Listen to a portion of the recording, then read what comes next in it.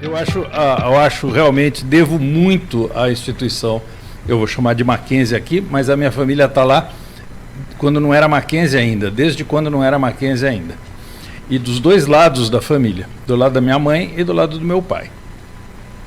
Do lado da minha mãe é mais antiga ainda. Meu bisavô materno se concluiu os estudos dele no Mackenzie e se tornou professor na instituição. Abriu caminho, né, para outros que nem eu, por exemplo. Legal. E meu bisavô era casado, tinha 5 filhos e a mulher dele morreu. E a caçula tinha só 1 aninho de idade quando ele morreu. E ele precisava, naquela época, 1880 e qualquer coisa, e bolinha, precisava casar de novo, meio rápido, para cuidar dessa monte de filho. E ele casou com uma aluna, e a aluna era minha bisavó. E teve mais 6 com a minha bisavó, para ela não ficar enciumada da primeira mulher. E minha bisavó, o pai da minha bisavó, meu trisavô, era um homem muito à frente do tempo dele. Assim, inacreditavelmente à frente. Nós estamos falando de 1800. Mulheres não estudavam, nem estudavam. Muitas vezes estudavam o básico, ler, escrever e fazer conta em casa com um tutor, não iam para a escola. E ele não só mandou, como mandou fazer curso superior. Ele não teve filhos homens, só mulheres, 5. Mandou todas fazer curso superior no Mackenzie. E a minha bisavó contava que eram 40 horas de viagem desde onde eles moravam até chegar no Mackenzie. Então eram internas, ela e a irmã dela. Eu tenho foto da minha bisavó com a irmã na sala de aula no Mackenzie, que não era Mackenzie ainda, que a gente vai falar isso. Que legal! Em 1892, para você ter ideia. Meu Deus.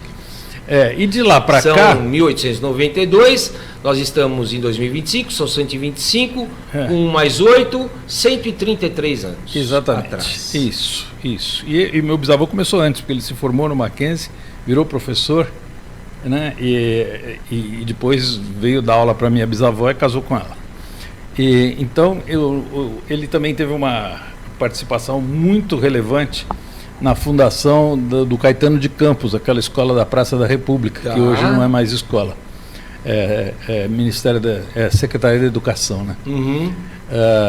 E interessante também. E teve acho que ela é aluna da USP, que escreveu um livrão sobre o Caetano de Campos, escreveu a Escola dos Presidentes, porque muitos formados lá viraram presidente do Brasil, inclusive o Fernando Henrique e outros. E então ela fez um livro sobre o Caetano de Campos, e daí menciona várias páginas sobre o meu bisavô, que era um dos iniciantes da escola. E teve uma ajuda grande do Mackenzie, que o pessoal não fala, era uma escola pública. Ela, para começar a dar aula, ela pediu carteiras emprestadas ao Mackenzie, que não era Mackenzie ainda, que era ainda escola americana. O Mackenzie emprestou as carteiras para eles poderem começar a dar aula. Então tem uma ligação grande lá atrás, né? Muito forte lá atrás. Bom, depois do meu bisavô e da minha bisavó, todas as gerações do lado da minha mãe foram parar no Mackenzie. Então minha avó estudou e deu aula no Mackenzie, as irmãs dela também. Eu tenho uma foto da minha tia avó, que eu chamo de avó, porque minha avó morreu cedo e ela substituiu a minha avó. Ela era solteira, substituiu minha avó. Minha mãe ensinou a gente a chamar ela de avó, ela ficou sendo a nossa avó, embora ela fosse tia-avó. E tem uma foto dela de 1914 no Mackenzie, na sala de aula com os alunos. Que legal. E tem uma foto, depois uma outra de 1915, com a diretoria do Mackenzie da época. Os caciques, né, o Weidel, que é nome de prédio hoje no Mackenzie, William Weidel, está bem atrás dela na foto. Interessante essas fotos, bem antigas. Né? Todas guardadas. Todas guardadas, eu costumo mostrar para os alunos no primeiro dia de aula e contar essa história. Que legal que é. Eu acho que eles precisam ter orgulho da instituição onde eles estudam. Verdade. Não é à toa que quem faz Mackenzie é mackenzista para sempre. Para sempre. A gente não é ex-aluno, ex-nada. Não tem ex no Mackenzie. Eu costumo falar, Kerr, que o Mackenzie ele é mais que uma instituição de ensino. É verdade. Né? Ele é uma grande família. Sabe? São pouquíssimas as empresas, Kerr, que eu vejo, as que eu já passei. Eu não posso falar mal da Metodista, porque a Metodista ela tem, né, uma semelhança muito grande. Também a mesma, assim como a Metodista, de certa maneira, a mesma formação. Eu sinto, né, o Mackenzie como parte de uma grande família, sabe? Falo também que o entrevistado é você, né? E professor é uma encrenca, porque a gente tem costume de falar pra caramba. Né? Mas é só ver, né, Ker, o coleguismo, a amizade que nós temos dentro do CCSA, da sala dos professores, cara, sabe? É mesmo das outras faculdades e tudo sem isso. Dúvida, sem dúvida, é uma grande família. Tenho amigos em várias faculdades ali, bons amigos. Muito carinho por essa instituição.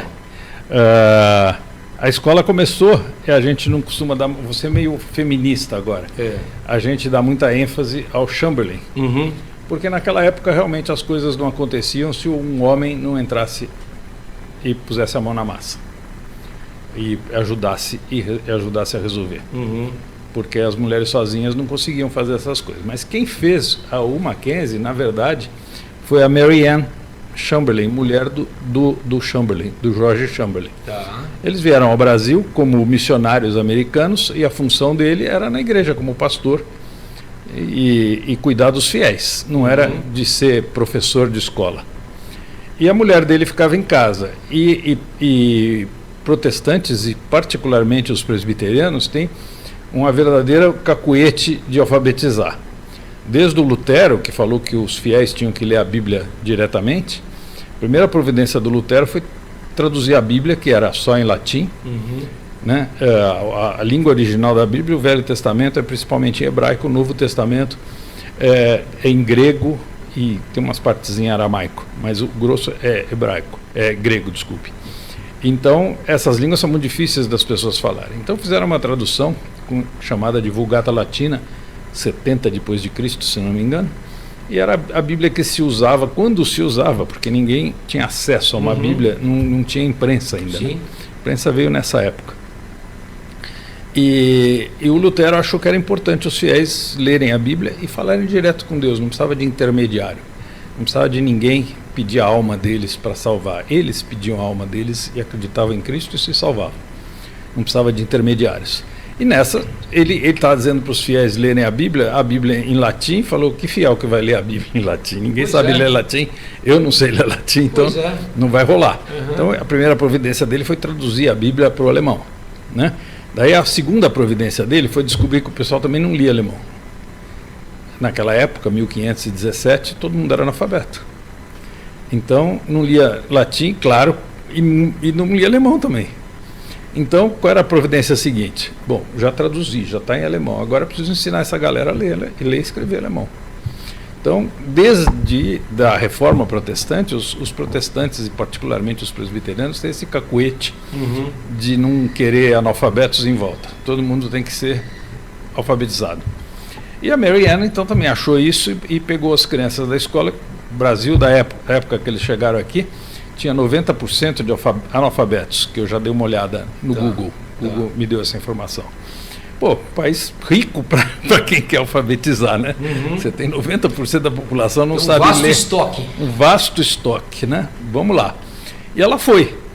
E a primeira, então, quem teve a iniciativa de fazer foi ela. E depois a gente vê a velocidade que o negócio evoluiu, a quantidade de alunos procurando a escola dela, que não era escola, era uma aula particular na sala de visitas da casa dela, e foi numa velocidade tão grande que eu só posso atribuir a competência dela como professora. Então eu digo duas coisas: a iniciativa original foi dela, de uma mulher, e a competência original para a coisa funcionar foi dela. Quando saiu de controle, o marido entrou, porque daí eu falei, naquela época, se o marido não entrasse, não saía mesmo. Então, não estou minimizando a participação do Chamberlain. Só estou dizendo que a iniciativa foi de uma mulher, sendo feminista aqui. E a competência para atrair esses alunos foi dela. Quando a sala de visitas não cabia mais, ela pediu socorro para o marido conseguiu o salão da igreja para ela dar aula. Igrejas protestantes geralmente tem um salão de culto e embaixo tem um salão de reuniões. A parte social. Então, na parte social, ele podia usar para dar aula. Virou Mackenzie, que não era Mackenzie ainda, como eu falei. Era a escola americana. A escola americana nem era, talvez a escola americana, não sei se tinha nome nessa época, porque é começo mesmo. O começo de tudo. Começo de tudo, 1870 nós estamos falando, tá?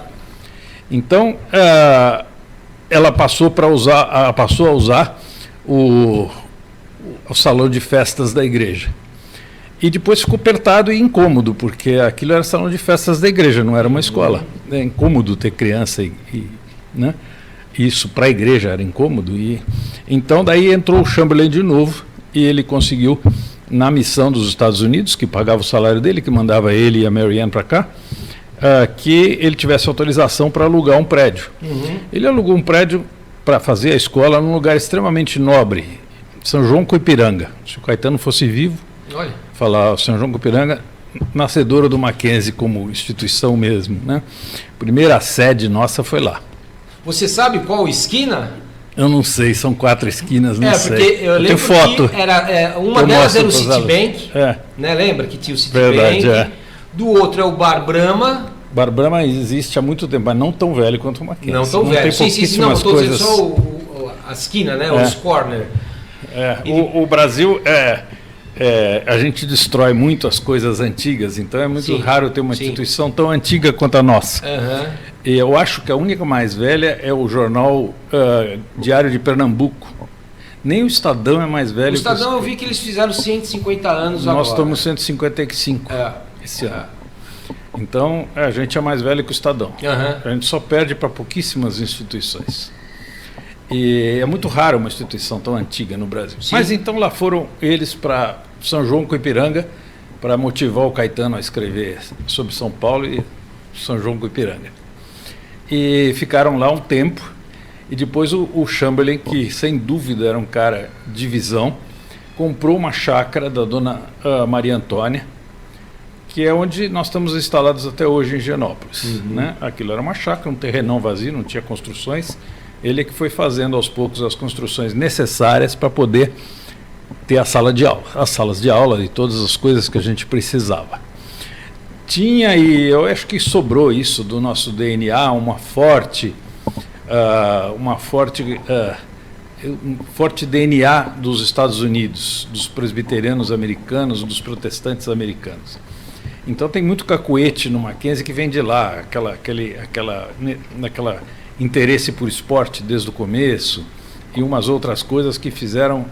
Eu vou contar uma história para você, parece inacreditável. O Mackenzie logo de cara cismou, numa época que ninguém fazia isso, que eu te falei, botar meninos e meninas na mesma sala de aula. Olha. E era um escândalo na época. E pior que isso, como os meninos tinham aula de educação física e as meninas estavam na mesma sala de aula, botou as meninas para fazer educação física também. Que é muito natural na cabeça do Chamberlain e na cabeça da Mary Ann. Mas na cabeça dos pais dessas moças não era nada natural. Eles foram lá reclamar, está nos autos do Mackenzie. Fizeram uma reunião lá. Uma reclamação formal. Formal, que as meninas não podiam ficar no sol, ia estragar a linda pele macia delas. E essas brincadeiras com bola ia deixar elas masculinizadas. Não pode parar com isso, não vai rolar. Mas o Chamberlain, além de ser um administrador fantástico, um homem visionário, ele devia ter uma lábia muito boa, porque ele convenceu que não era nada disso, que as meninas precisavam tomar sol, que isso era bom para o futuro delas, osteoporose e tudo mais, e que fazer esportes só ia melhorar a vida delas e que não tinha nada de errado com isso. E os pais autorizaram e elas passaram a ter aula de educação física. E isso durou muito tempo. Então, esse cacuete com esportes na nossa instituição é muito antigo, é parte do DNA dos Estados Unidos, né? Que lá também isso é muito importante. Então, tem um monte de pioneirismos nossos incríveis. A primeira pré-escola que teve no Brasil, kindergarten, que chamava, usavam o nome em inglês ainda, que vem do alemão, né? Kindergarten, jardim da infância, foi no Mackenzie, em 1878, se não me engano. Tá? Inacreditável, eu estava falando para você, que com esses pioneirismos, as escolas, ensinar para as escolas, tanto as escolas do governo quanto as escolas católicas, era fazer os alunos decorarem. Então você lê o texto e depois você fala de cor, isso é ensinar. E o Mackenzie veio com um cacuete americano, onde você não precisa decorar para saber o texto. O conteúdo que está ali não depende de você saber de cor as palavras que estão ali. Sim. Você tem que entender e internalizar isso. Interpretar aquele texto. Né? Internalizar na sua cabeça aquilo e não necessariamente saber exatamente as palavras que foram usadas. Então mudou o sistema de ensino. Então várias coisas muito pioneiras, muito diferentes do que todo mundo estava fazendo, o que é incrível, isso bateu lá na São Paulo era uma cidadezinha de nada, era uma província michuruca totalmente. Não tinha representatividade nenhuma, ao contrário do que é hoje. E a capital era Rio de Janeiro. E o imperador ficava, obviamente, no Rio de Janeiro. Só 8 anos depois da fundação, que foi em 70 e 78, essa onda que nós tínhamos feito, o wake, que os americanos falam, né? Aquela onda de barco, que o barco passa e deixa uma onda, aquela onda chegou no Rio de Janeiro e chegou aos ouvidos do imperador. E ele queria saber o que nós estávamos aprontando aqui. Então, o imperador, que ficou quase 50 anos no poder, 49 para ser exato, se vocês procurarem nos livros de história lá, ele foi emancipado com 14 anos e foi despejado pelos militares em 1889, todo mundo sabe, né? Proclamação da República. Então, deu 49 anos de mandato dele. Nesses 49 anos, ele só veio 5 vezes a São Paulo. Tem registro na história.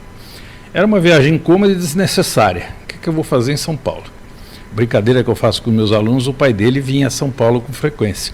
Mas o pai dele tinha uma namorada lá em Santos, então tinha motivação. Tinha uma motivação extra para ir a Santos e a São Paulo. E ele não ia a São Paulo. Não tinha nada para fazer lá. E devia ser uma viagem extremamente desconfortável. Como é que você vinha do Rio para São Paulo? Ou um lombo de bula desde o Rio até aqui, que seria infernal, ou muito mais provável, um sendo imperador, pegava um navio no Rio, descia em Santos, e daí só subia a serra de lombo de mula. Mas a serra em lombo de mula naquela época não era mole. Não era brincadeira. Era 2 dias de lombo de mula, era para iniciados, né? Então não era fácil.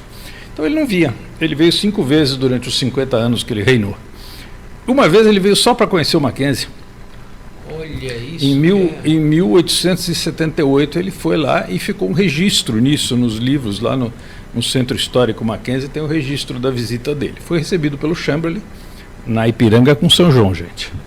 Ainda não tinha a chácara. E o Chamberlain então mostrou para o imperador tudo o que estava fazendo, o que estava aprontando.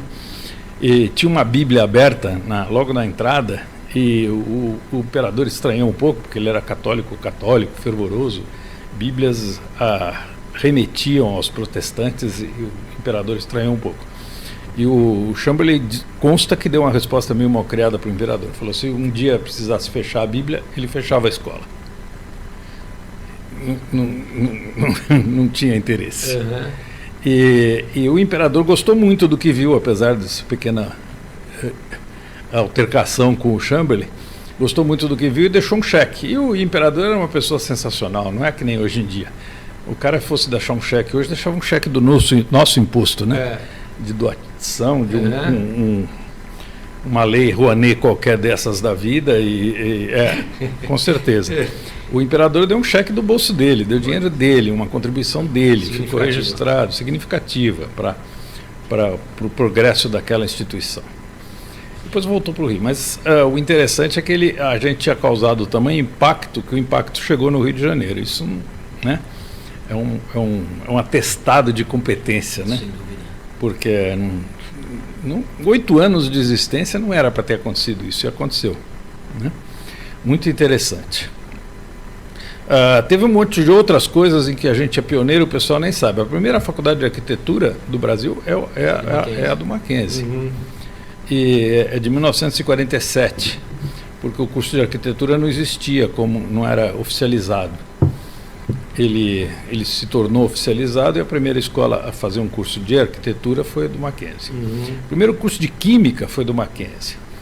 E a gente foi o primeiro a fazer uma biblioteca separada, só aquela biblioteca central do Mackenzie, que parece saída de um filme de Harry Potter, é linda, merece uma visita. Quem não conhece, pessoal, vale a pena. Merece uma visita turística. Exatamente.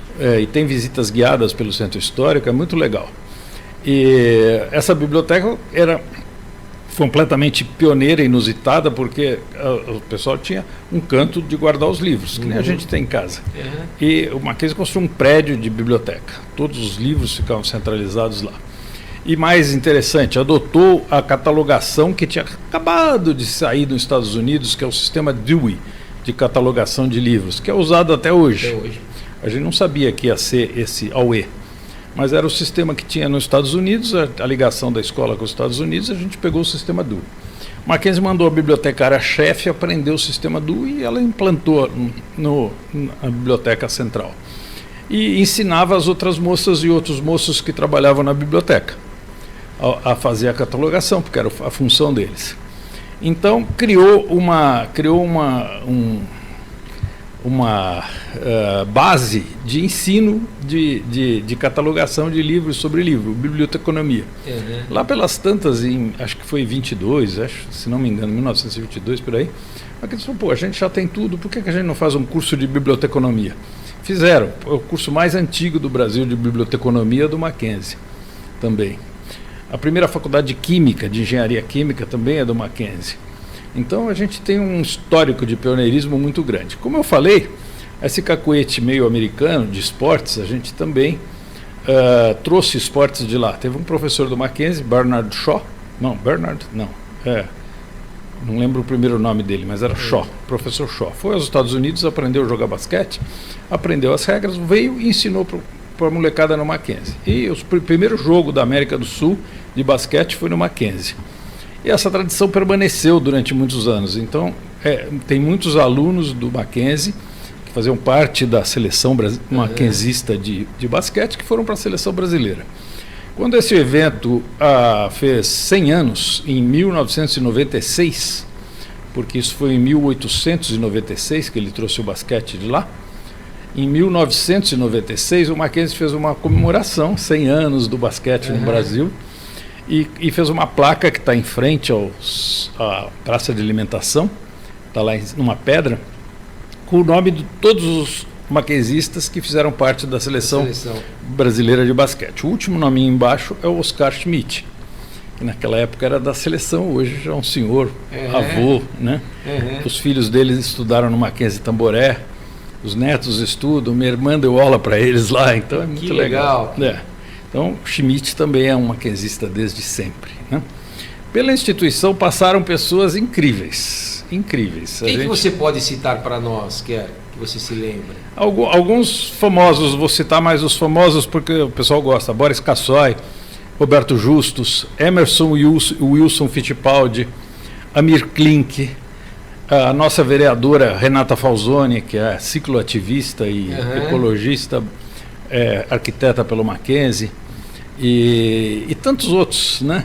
Tem um monte mesmo de mackenzistas ilustres que passaram pela instituição e se tornaram pessoas extremamente importantes para a comunidade, né? Com serviços relevantes prestados à comunidade de São Paulo e do Brasil. Claro. Né?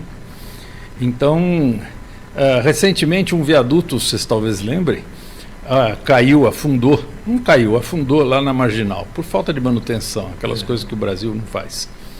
E daí os caras, para fazer a restauração do viaduto, que tinha descido 1 metro, eles precisavam dos projetos. E foi uma correria, porque a prefeitura não tinha o projeto do viaduto. Daí descobriram que os projetos tinham sido doados pela mulher de um professor do Mackenzie que tinha feito o projeto, que era o Roberto Rossi Zuclo, e o projeto era dele, e ela doou todo o acervo de projetos dele para o Mackenzie. Estava em Cabuçu, o pessoal foi lá, procurou, achou e cedeu para a prefeitura o projeto para poder restaurar o viaduto. Então, Roberto Zuclo, tanta gente relevante para a sociedade. O Mackenzie realmente, estou chamando de Mackenzie o nome genérico que depois ficou, já vou falar por que virou Mackenzie. É outra semi-injustiça. Né? Eu brinquei da Mary Ann, depois a gente tem outra com o Mackenzie.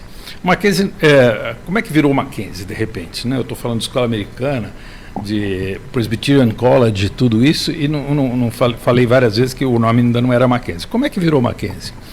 Foi assim, tinha um advogado americano de Nova York, rico, e ele se correspondia com o Zé Bonifácio de Andrade Silva, que tinha sido o tutor do Pedro II, né? Quando o Pedro I voltou para Portugal, deixou o filho criança de 5 anos e o tutor era o Zé Bonifácio de Andrade Silva. Pedro I soube escolher. O Zé Bonifácio era um cara muito, muito relevante e interessante para ser tutor do filho dele. Do filho dele que ia ser imperador, né? Não é pouca coisa. E no começo o pessoal duvidava que houvesse essa correspondência, porque a diferença de idade entre o Mackenzie e o Zé Bonifácio era muito grande. Mas mais recentemente um grupo do Mackenzie foi lá da Academia Mackenzista de Letras, foi aos Estados Unidos, pagou e descobriu que de fato existiam essas correspondências entre o Mackenzie e o Zé Bonifácio.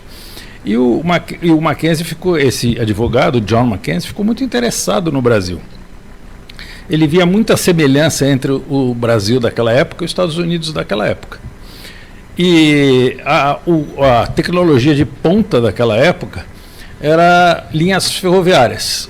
Os Estados Unidos tinha acabado de conseguir ligar a costa leste com a costa oeste, e isso estava dando um desenvolvimento econômico enorme para o país. O John Mackenzie falou: eu não posso dar de presente para o Brasil uma linha férrea, mas eu posso dar para o Brasil uma escola de engenharia. E vai ensinar os engenheiros vão aprender a fazer linha férrea, e vão fazer linha férrea, a própria linha férrea deles. Ensinou a pescar em vez de dar o peixe. Então ele quando morreu, ele deixou a herança dele dividida em 3 partes. E era bastante dinheiro, uma para cada irmã e uma para o Mackenzie, em terços iguais. Isso seria o suficiente para fazer uma escola. Era tanto dinheiro, esse legado dele, essa herança dele, que as irmãs abriram mão de uma parte e aumentaram a parte do Mackenzie, porque elas entenderam que elas não precisavam desse dinheiro todo. Então, se a gente falar em dinheiro de hoje, é uma mixaria. Era $30 mil para cada um, e elas deixaram 50 mil para o Mackenzie e ficaram com a outra metade, com a outra parte dividida entre elas duas. 20 mil para cada uma e 50 para o Mackenzie.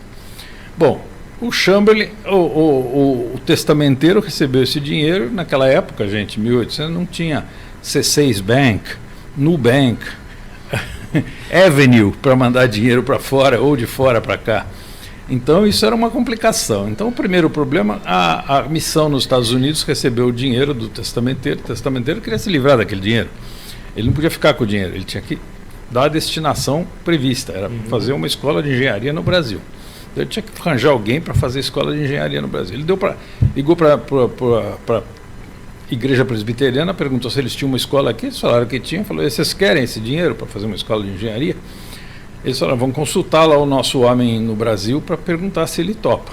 E o Chamberlain, além de tudo aquilo, eu vou usar um termo, talvez não devesse, mas vou usar assim mesmo, para ficar com o linguajar de hoje, era um cara, além de todas as qualidades dele, era um cara macho, né? O sujeito falou para ele: eu te mando $50 mil, você faz uma escola de engenharia? Ele falou: manda que eu faço. Daí o primeiro problema que ele descobriu é que não dava para mandar, né? Não tinha C6 Bank, não tinha Nubank, não tinha Avenue, não tinha nada disso. Como é que eu mando o dinheiro? Daí ele falou: deixa comigo, tea with me, deixa comigo, né? E procurou um advogado porreta, que a gente conhece. Os prédios no Mackenzie tem nome das pessoas que foram relevantes para a instituição. Aqueles nomes não são jogados ao léu ali, né? Então, o edifício Carvalhosa, que é o nosso, onde a gente dá aula, é porque o Carvalhosa foi um pastor protestante importante na história do Mackenzie. O William Wadle, é o nome do prédio da Escola de Engenharia, também foi um cara muito irrelevante. Então, os prédios têm nome de pessoas que tiveram relevância na nossa história. E o Chamberlain foi procurar um advogado relevante que podia resolver esse problema para ele. Quem que era o cara mais relevante em advocacia, que tinha os trâmites no governo, que podia ajudar? Rui Barbosa, nome do nosso auditório. Então, procurou o Rui Barbosa conseguiu trazer o dinheiro para cá e botar na mão dele. O Mackenzie morreu em 92, o dinheiro chegou aqui em 94. E o Chamberlain, com a capacidade de trabalho dele inacreditável, conseguiu botar uma escola de engenharia em 2 anos. Em 96, a escola inaugurava. Recebeu o dinheiro em 94, em 96, 896, a escola inaugurava. Agora, é um feito extraordinário, porque eu não estou falando do prédio. O prédio está lá, é o centro histórico, né?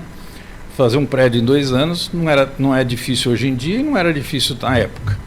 Ele não fez um prédio, ele fez uma escola de engenharia em 2 anos. Tinha professor, tinha aluno, tinha do zero, tinha currículo, tinha coisa toda, tudo que precisava, laboratório, tinha tudo, do zero, em 2 anos. Tá, tinha dinheiro? Tinha, mas o dinheiro é uma parte só, né? Sim. E tradição americana também, quando tem um doador assim, um generoso, um mecenas, eles dão nome para aquela escola ou para aquele prédio do mecenas. Então era Edifício Mackenzie, Escola de Engenharia Mackenzie. Era para ser só a Escola de Engenharia Mackenzie. O resto era para ser continuar a escola americana, ou sei lá, né? Mas aquele prédio fica na esquina da Itambé com a Maria Antônia, que é onde o pessoal passa, as pessoas na rua.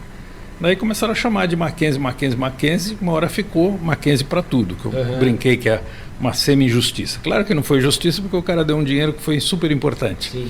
Mas ele nunca veio aqui, ele nunca pegou no piano, carregou lá para cima, tijolo. Quem fez isso foi o Chamberlain, né? Quem achou. E o Chamberlain, para conseguir currículo e tudo isso, se socorreu da Escola de Engenharia da Universidade de Nova York. Então, o currículo, os professores, as coisas no começo eram baseadas lá onde ele podia se sustentar para fazer isso.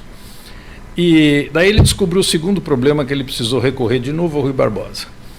Ele não podia dar diploma, o Brasil não tinha provisão legal para uma escola particular dar diploma de engenharia. Então as escolas públicas podiam, só tinha pouquíssimas, tinha a Escola Nacional de Engenharia no Rio, se não me engano, só uma, mas só ela podia dar diploma. E daí o Chamberlain falou, eu não posso dar diploma para essa turma.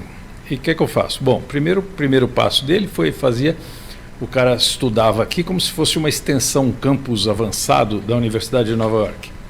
Já que o currículo era igual, os professores eram iguais, era um campus avançado. Quando ele se formava e preenchia todos os requisitos, ele ganhava um diploma de engenheiro pela Universidade de Nova York.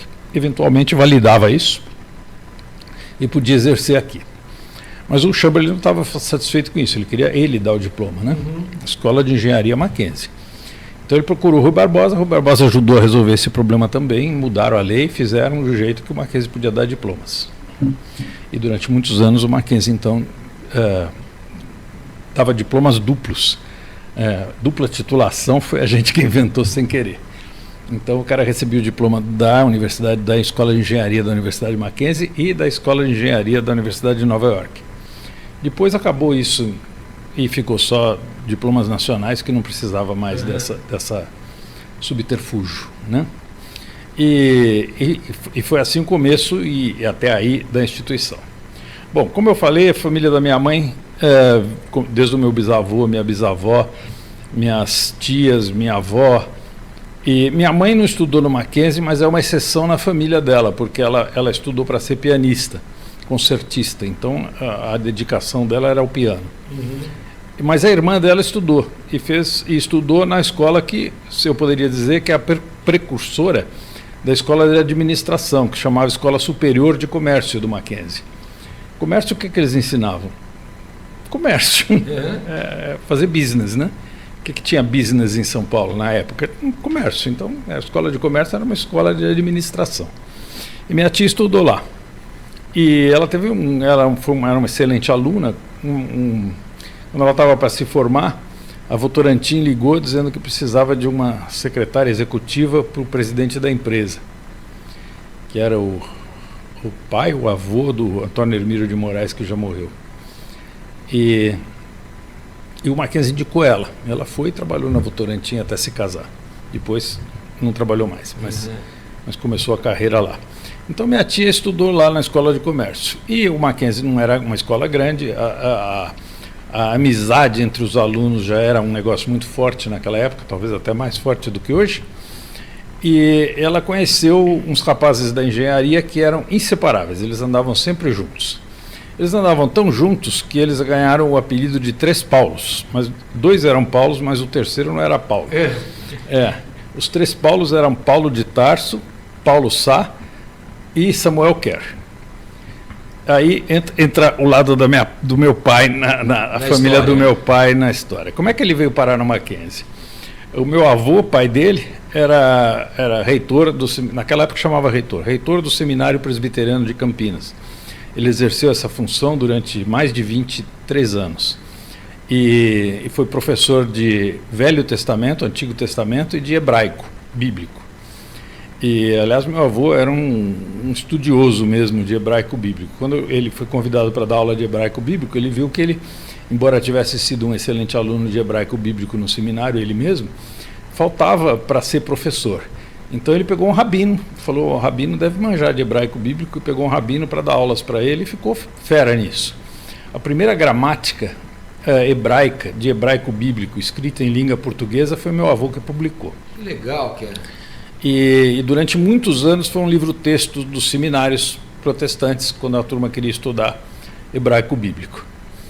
E meu avô, embora fosse uma pessoa muito relevante na igreja, ele foi o primeiro presidente do Supremo Concílio, ele não tinha dinheiro nenhum naquela época, e mesmo hoje, mas naquela época então, porque os pastores só tinham a função de ser pastor e professor.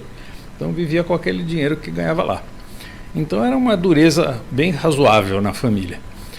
E a divisão dos estudos era um pouco diferente. Você fazia 4 anos de primário, um primário bem forte, depois tinha 5 anos de ginásio, um ginásio muito forte que tinha grego e latim, para vocês terem ideia. O ginásio seria hoje o Fundamental 2, né? 8ª série em diante.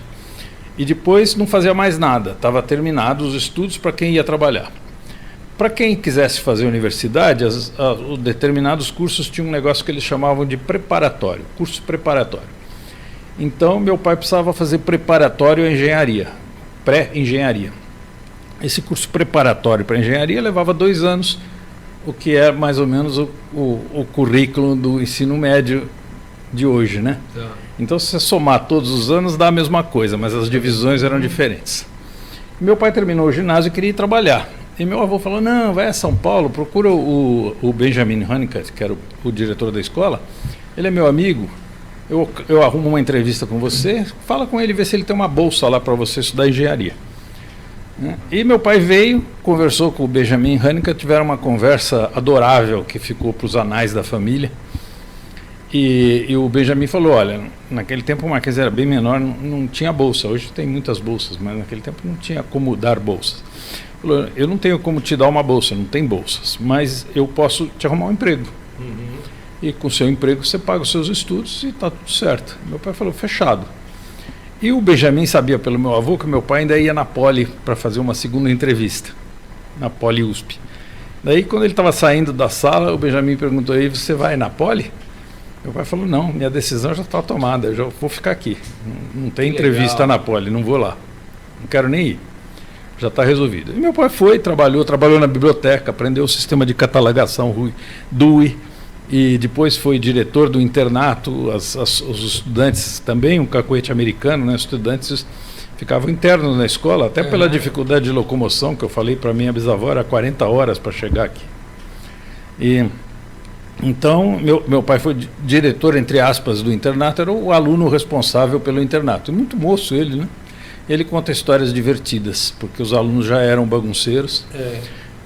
Um dos internos era o Henri Maxud, que era uns 2, 3 anos mais novo que meu pai, era da pá virada. Todo mundo sabe que é o Henri, é do Hotel Mofarrege, né? Da Hidroservice, já morreu, mas era um cara, foi muito relevante para São Paulo. O Henri era interno no Mackenzie e meu pai tinha que lidar com as aprontadas dos estudantes. Um dia eles resolveram jogar lama nos caras de terno branco que passavam na Maria Antônia. Uma ideia legal de estudante, né? Assim, bem quinta série. Quantos anos bem eles tinham? Eles deviam ter adolescentes, né? Adolescentes. Quinta série. Mas a cabeça era de quinta série. E um dos banhados com a lama deles ficou furioso e foi lá reclamar e queria falar com o diretor. Quando apareceu meu pai, estudante de engenharia ou de pré, com aquela carinha de menino que ele tinha e falando que ele era o diretor, o cara achou que estava de sacanagem com ele, né? Falou, você está me gozando, você não é diretor, você é aluno aí também, né? Andou me jogando lama junto com os outros e agora está se fazendo de diretor. Mas daí ele acabou convencendo o cara que não, que ele era o diretor responsável mesmo, que aluno é assim mesmo, que adolescente é difícil. E deu tudo certo no final, do cara da lama. Que legal, do cara da lama. Bom, meu pai, que nem eu falei, trabalhou, estudou no Mackenzie e ficou fã do Mackenzie, essa que é a verdade. Ele ficou mega fã do Mackenzie. E eu estava falando dos 3 Paulos inseparáveis, né? O Paulo de Tarso era primo da minha mãe. E o Paulo Sá era namorado da minha tia, que fazia escola de comércio. E meu pai estava avulso ali. Então minha tia de vez em quando comentava desse nome. Minha mãe conheceu o nome do marido dela antes de conhecer o marido. Ela já sabia e já gostava do nome, Samuel Kerr. E O Samuel? ela já conhecia o nome da pessoa e já tinha boas referências do cara antes de conhecer o cara. Quando conheceu, virou samba, casaram, eu estou aqui. Que legal. Eu e meus irmãos estamos aqui. E então foi via minha tia que eles acabaram se conhecendo. Então assim, na família, a gente além de estudar lá e às vezes trabalhar lá, que nem meu bisavô, todo mundo se casa lá. Para vocês terem ideia, minha filha é casada com uma maquenzista, meu filho é casado com uma maquenzista. Eu fui casado 2 vezes com 2 maquenzistas diferentes. Olha só. Assim, é uma enxurrada de maquenzista na família. Que legal. Um dia uma aluna falou, o senhor pergunta antes, né? Pergunta antes, você é de uma... senão não entra para a família, não passa. Não entra para a família. Não entra para a família.